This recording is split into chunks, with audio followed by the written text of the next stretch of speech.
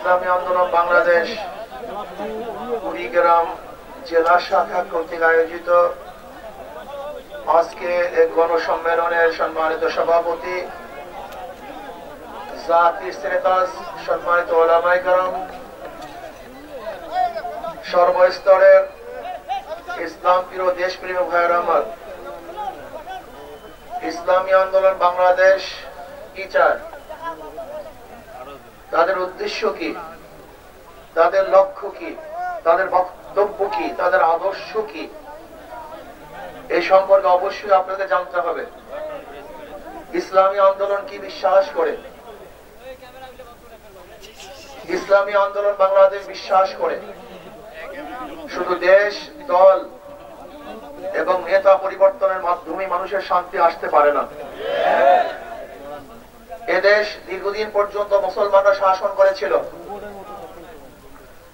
কিছু মুনাফিক, মীর জাফর, মীর সাদেক, উর্মিচাঁদ, করমচাঁদ, রায়দুল্লাহ বাবু, ঘোষিদি বেগম, এরকম কিছু মুনাফিকদের মুনাফিকির কারণে ব্রিটিশ 200 বছর এদের শোষণ করেছিল। আবার ব্রিটিশদের বিরুদ্ধে প্রথম আন্দোলনের সূচনা করেছিল মুসলমান।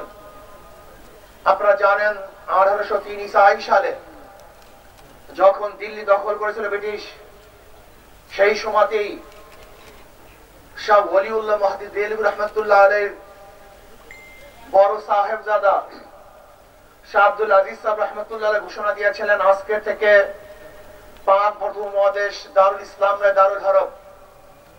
ব্রিটিশদের বিরুদ্ধে আন্দোলন করা প্রত্যেকটা মুসলমানদের জন্য ফরজ আইন।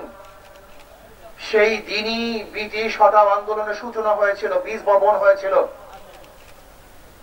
আপনারা জানেন 1857 ঈসাই সালে আজাদী বিপ্লব, সেই সিপাহী বিপ্লবের নেতৃত্ব দিয়েছিল মুসলমান। ব্রিটিশ হটাও আন্দোলনে হাজার হাজার মুসলমান শহীদ হয়েছিলেন, লক্ষ লক্ষ মুসলমান শহীদ হয়েছিলেন।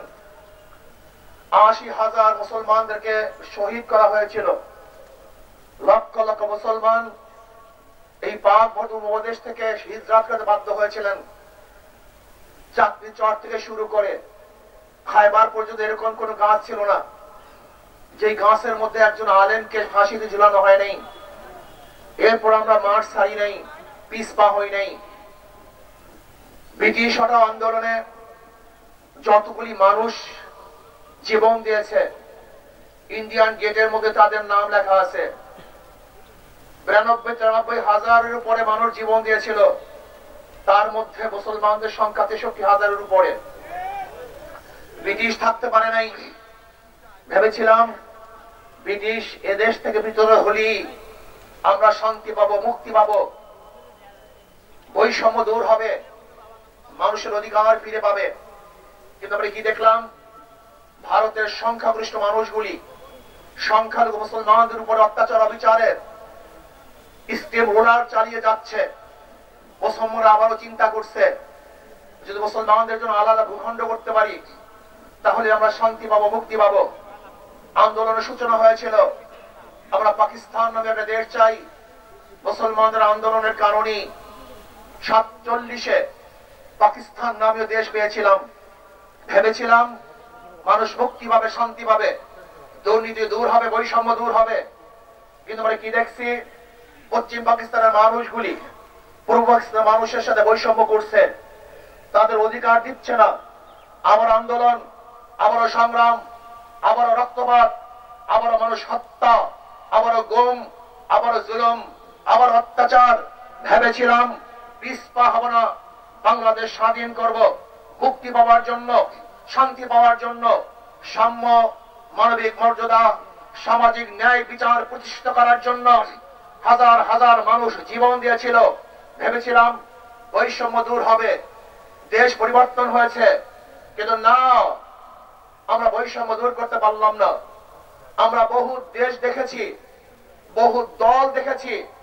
আমরা মুসলিম লীগের শাসন দেখেছি, আওয়ামী লীগের শাসন দেখেছি, আমরা বিএনপি শাসন দেখেছি, আমরা জাতীয় পার্টির শাসন দেখেছি, কিন্তু মানুষের ভাগ্যের পরিবর্তন দেখি নাই।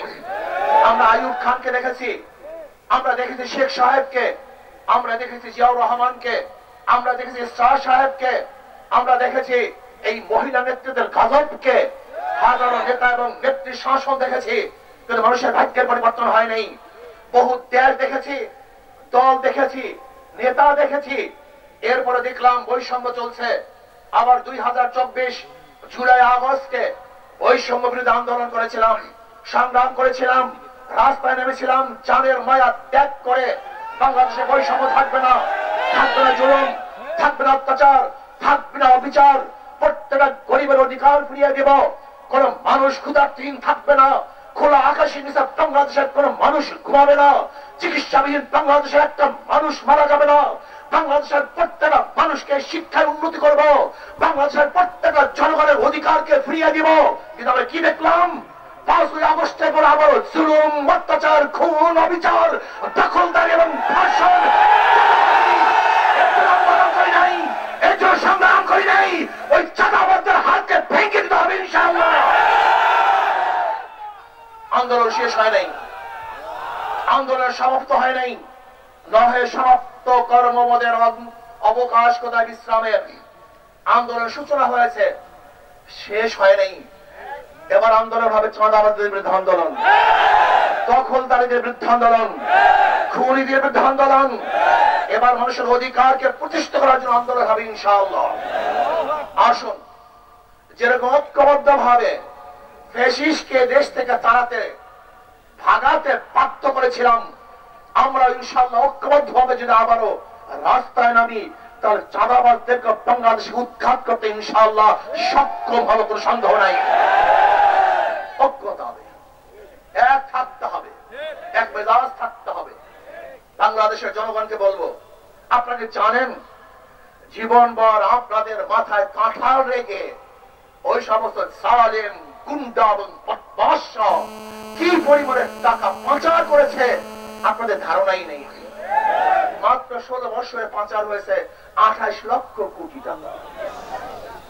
এক বছরে মাঝে 7 লক্ষ কোটি, আর পাচার হয়ে গেছে 28 লক্ষ কোটি টাকা। কুড়িগ্রামবাসী আপনাকে জানেন, বাংলাদেশের যত অর্থনীতি, বাংলাদেশের যত মানুষের কাছে যত টাকা, এই পরিমাণ টাকা মাত্র 20 ফ্যামিলির কাছে। 20 ফ্যামিলির কাছে। আপনাকে জানেন যে সেই দরবেশ বাবা শুধু শেয়ার বাজার থেকে আত্মসাৎ করেছে 50,000 কোটি টাকা। আপনি কি জানেন আজকে এখানে যারা উপস্থিত আছেন প্রত্যেকের মাথার উপরে 1,20,000 টাকার উপরে ঋণ, সবাই ঋণী। এই টাকাগুলো কোথায় গেছে? বিগত ফ্যাসিস্ট সরকারের পরিকল্পনা মন্ত্রী কি বলেছেন? বাজেট করি 100 টাকা, গ্রামে পুষে 10 টাকা, 90 টাকায় চুরি হয়ে যায়। বিগত ফ্যাসিস্ট সরকারের প্রেসিডেন্ট কি বলেছিলেন? প্রতি বছর যেই টাকা দুর্নীতি হয়, এক বছরে যেই টাকা দুর্নীতি হয়, তা দিয়ে প্রতি বছর 2টা পদ্মা সেতু করা যায়। সব টাকা আপনাদের, এই গরিবদের, এই খেটে খাওয়া মানুষদের মাথার ঘাম পায়ে ফেলা টাকা দিয়ে ওরা চুরি করছে, ডাকাতি করছে, অত্যাচার করছে, অবিচার করছে, জুলুম করছে, এই দেশকে বিক্রি করা চক্রান্ত করছে। আজকে ভারতের সাথে যে চুক্তি করেছে, গোলামি চুক্তি। বাংলাদেশের মানুষ স্বাধীন, রক্ত দিতে পারে, জীবন দিতে পারে, গোলামি করতে পারে না। ভারতের সামনে কোনদিন বাংলাদেশের মানুষ মাথা নত করবে না, গোলামি চুক্তি করবে না। আমরা জীবন দেব, রক্ত দেব, মরে যাব, গোলামি করবো ইনশাআল্লাহ।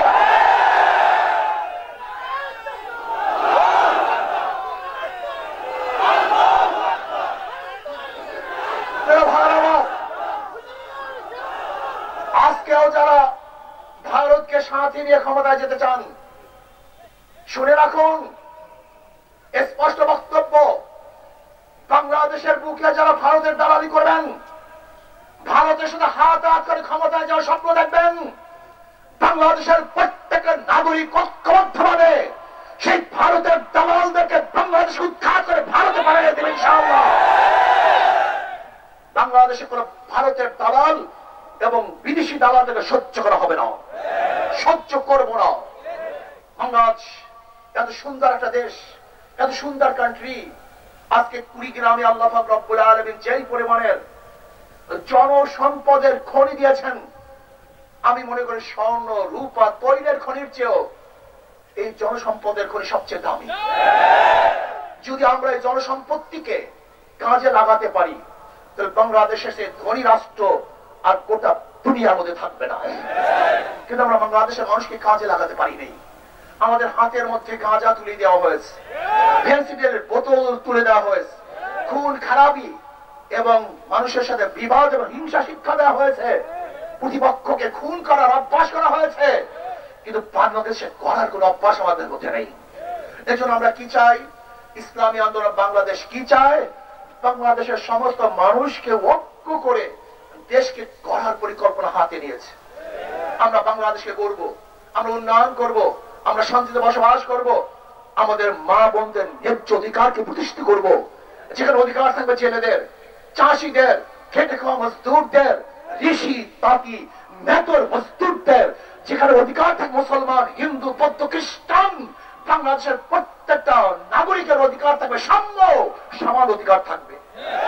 এখানে থাকবে না গরিব, কে ধনী, কে বংশীয়, কে নাম বংশীয়, কে মুসলমান, কে হিন্দু, কে বুদ্ধ, কে খ্রিস্টান, দেখার দরকার নাই।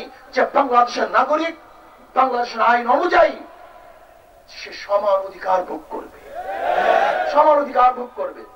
আসুন, এর জন্য দরকার আদর্শ, নীতি, চরিত্র। গণতন্ত্র মানুষকে মুক্তি দিতে পারে নাই, সোশ্যালিজম মানুষকে মুক্তি দিতে পারে নাই, সেকুলারিজম মানুষকে মুক্তি দিতে পারে নাই। সব নীতি আদর্শ দেখা শেষ, এবার ইসলামের বাংলাদেশ।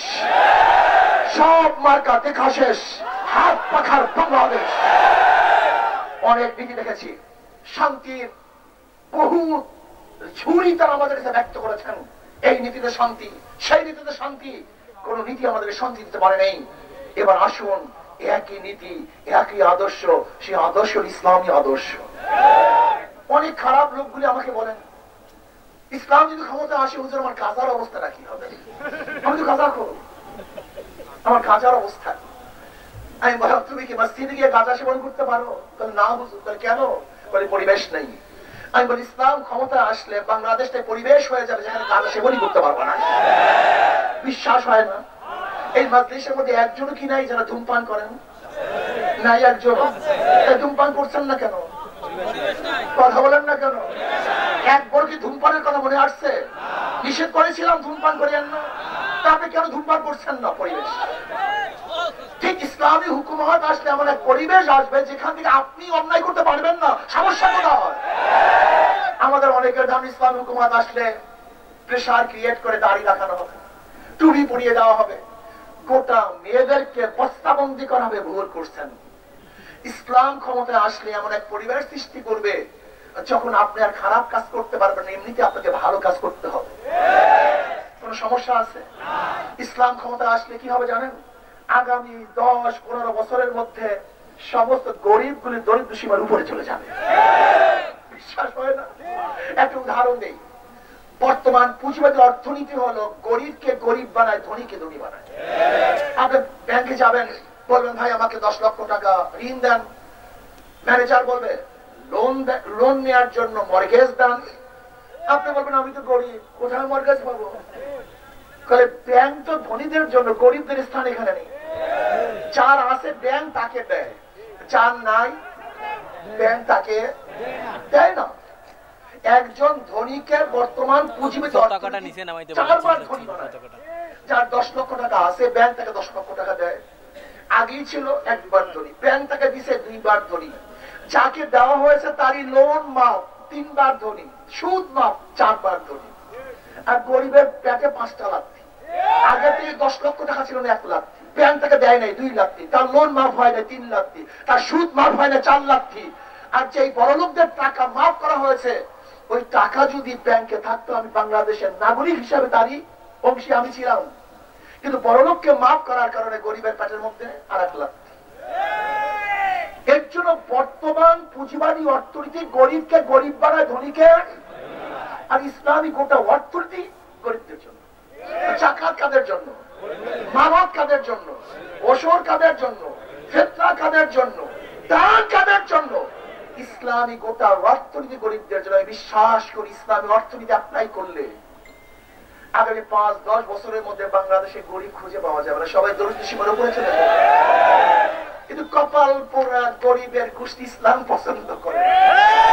আমি এতদিন জানতাম নিজের ভালো পাগলেও বুঝে, কিন্তু আমাদের দেশের গরিবগুলি এমন পাগল নিজের ভালো বুঝে না। আচ্ছা বলেন তো, চোরের মাধ্যমে চুরি বন্ধ হয়, দুর্নীতিবাজের মাধ্যমে দুর্নীতি বন্ধ হয়, খুনির মাধ্যমে খুন বন্ধ হয়, যাদেরকে নেতা বানিয়েছে